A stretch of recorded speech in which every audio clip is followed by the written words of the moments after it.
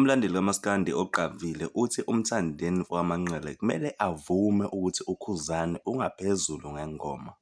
Yabona ngeke ngabona enye yamavidiyo kaMthandeni echukuluza ungelovi esho kumshaya.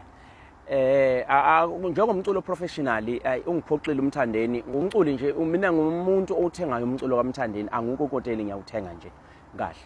Kodwa kulokhu uMthandeni kufuna avume ukuthi uKhuzani ungenhla kwakhe ngoba ngicabanga ukuthi lento isuka ngokuthi uKhuzani ulokho ehleli ku-number 1. uKhuzani indlela acula ngayo ayisoze yefana nekaMthandeni. Inkunzi phela leya uKhuzani.